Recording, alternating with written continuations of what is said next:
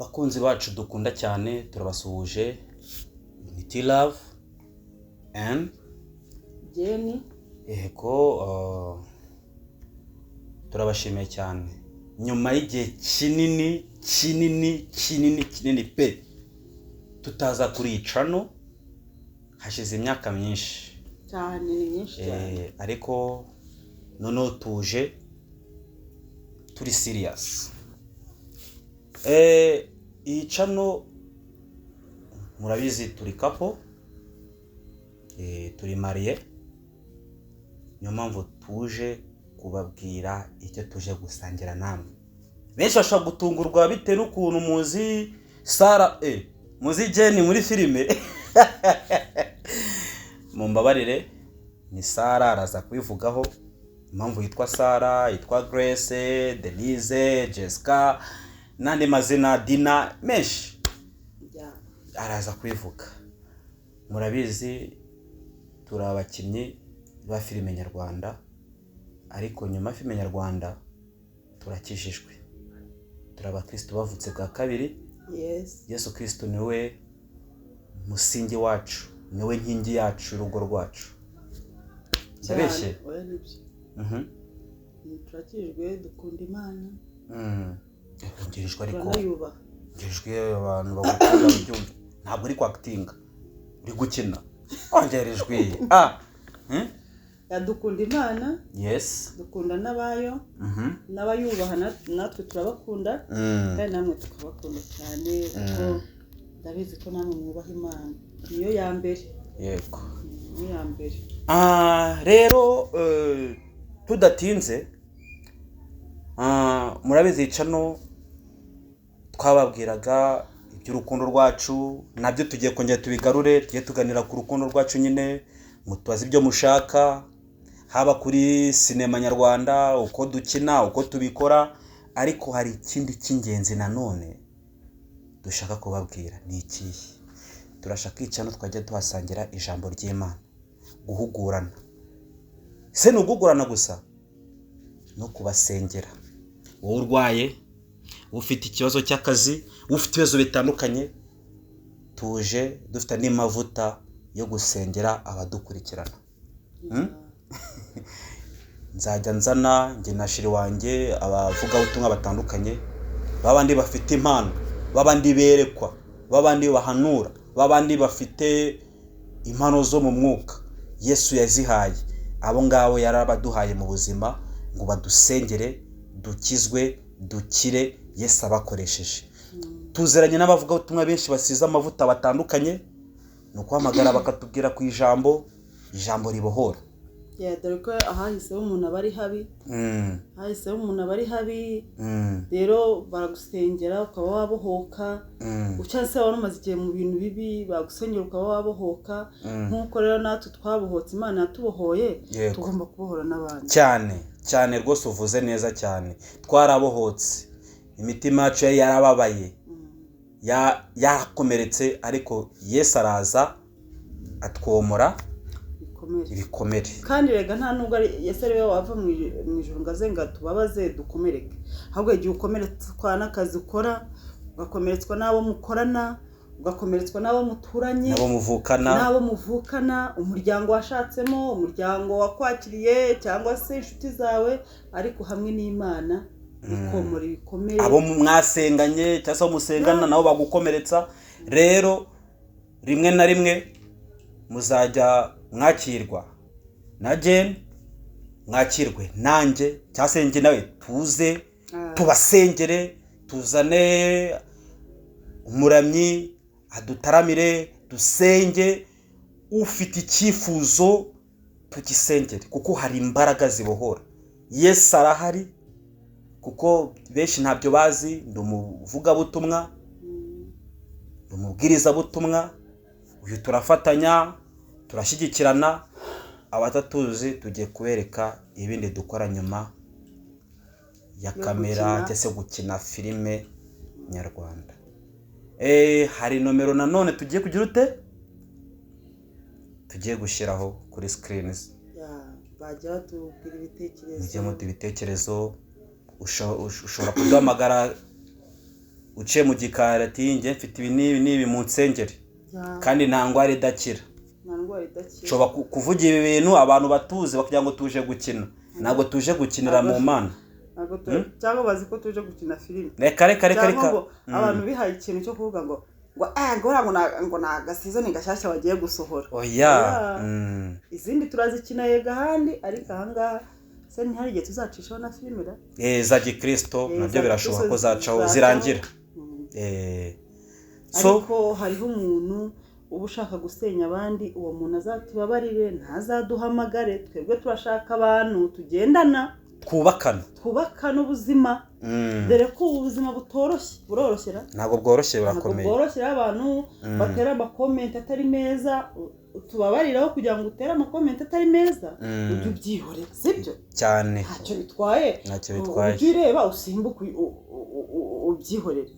Urebe ibindi, kuko rega kuri YouTube hariho ibintu byinshi byo kwa yareba.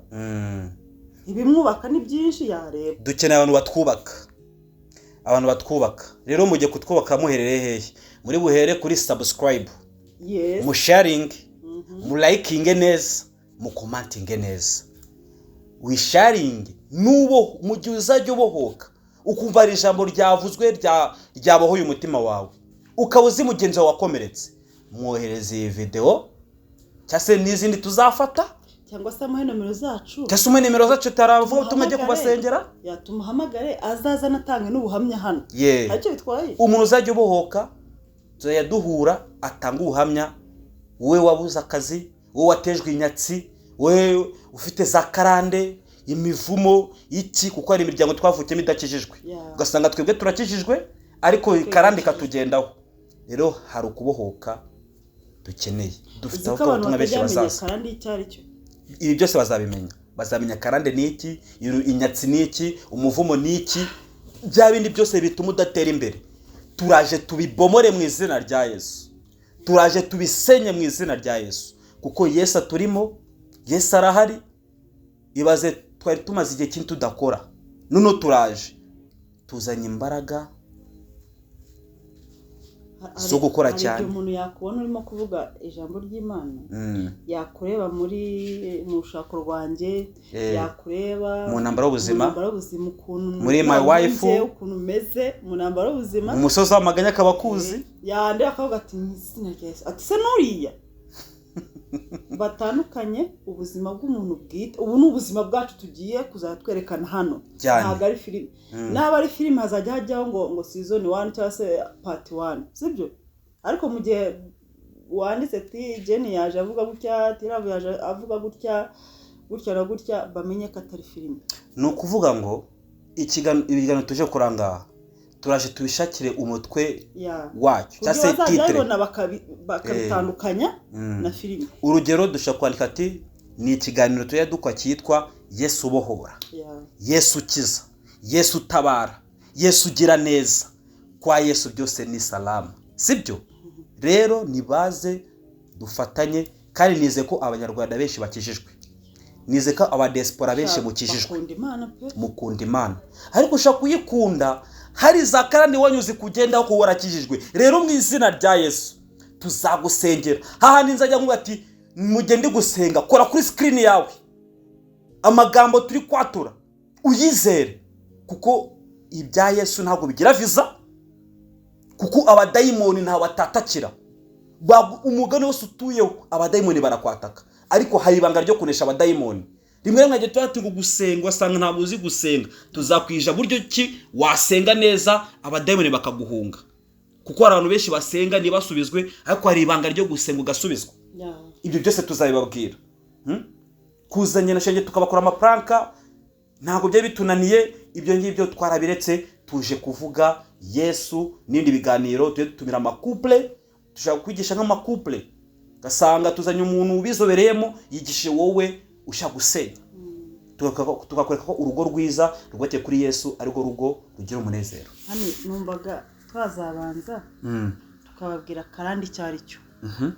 Hari igihe umuntu ashaka kubabona afite amafaranga, afite iki, ariko nyamara hari igihe aryama akarota ari hanze yicaye. Cyangwa se amafaranga arabona, ariko akagenda mu ryo atazi, yabona agashyira mu ryo ibihumbi atazi, ijana, akagira ibibazo by'ibihumbi 100 urumva iyo cyangwa se ubonye amafaranga hajemo ibibazo by'uburwayi. Hari igihe oya ngo ukemure ikibazo cyiza ugiye kwivuza, ibyo bintu dufite ingero.